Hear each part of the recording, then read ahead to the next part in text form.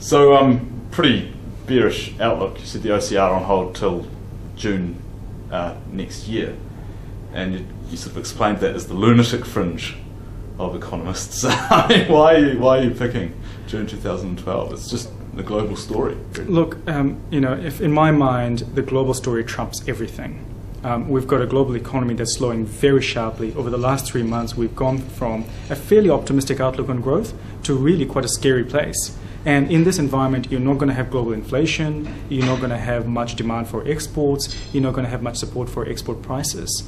And in this environment, it is not the right time for us to be tightening against the grain. And that's because, and your main point is a slowdown in the Australian economy. Look, I mean, Australia was such a big buffer for us during the global financial crisis, and they're already slowing.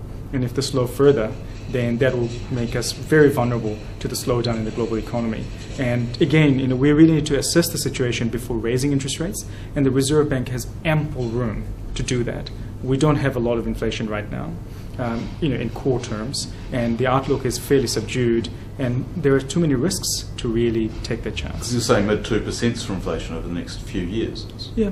I mean, part of it is because we expect them to raise interest rates eventually from middle of next year, which will bring the rate of inflation down.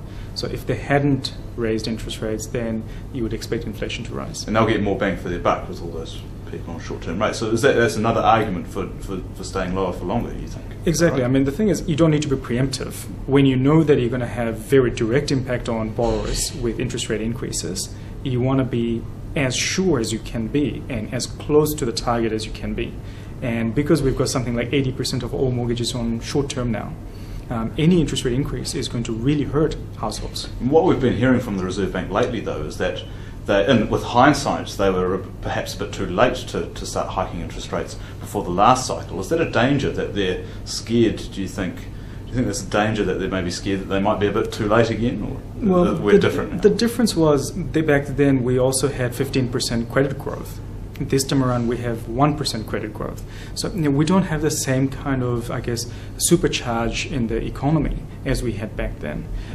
It's never different this time, but what we're saying is that the circumstances are different enough that it deserves a second look and deserves the Reserve Bank should really sort of wait now and really be sure before pulling the trigger. And another reason you thought there wouldn't be inflation wouldn't be too high is because of the spare capacity in the labour market. You weren't too excited about wage growth. No, look, I mean, it's not that the labour market's going backwards. It's been pretty flat, and it's been okay. But what's happened in the last few years is, even though we haven't lost a lot of jobs, the people who are working much shorter weeks. So as the recovery picks up, these people are going to be working longer hours before we get more people coming into the labour force. So that's going to hold back the amount of wage growth that we have. It'll eventually pick up, but it's probably sort of 12 months, 18 months down the track. So until that time, you don't have the kind of fear that any increases in, say, food prices would filter through to increases in wages. Right, and you're also very unsure about the Christchurch rebuild as well, which is another... Oh, look, I mean, it's a huge question mark, right? I mean, the Christchurch rebuild is massive, and it could potentially be a big inflation shock. At the same time, it could be a big fizzer. Who knows? And at the moment, it sort of feels like it hasn't done much because it hasn't really ramped up yet. And the ramp-up period was always going to be sort of somewhere between 1 and 2 years. But so far it feels like it's going to be much closer to 2 than 1. And especially around a lot of the issues with aftershocks, some of the issues around insurance, it does mean that it's going to take a little bit of time before we can get that really up and running.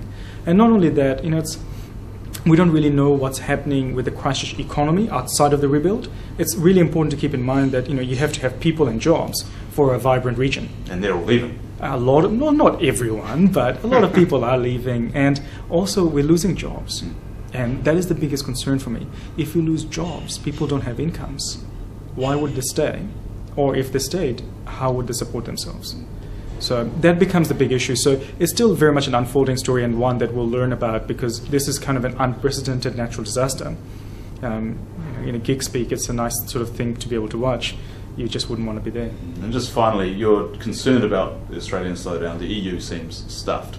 Another big thing for New Zealand is the Chinese economy. I mean, what are you seeing happening in China over the next few years? Yeah, look, I'm not a Chinese expert, but clearly the economy is slowing. The monetary authorities there have been very focused on tightening credit to try and take some of the heat out of the economy. They've had a very investment-led economic growth in the last few years, and that's just not sustainable. So at some point in time, we're going to see growth moderating in China. We're talking about going from 9% to 8%. So it's not still scary, but it does mean that the demand for dairy products may not be as strong, or demand for meat products may not be as strong. So we're talking about at the margins, but when they've been sort of like the lion's share of all your export growth, even the smidgen can matter.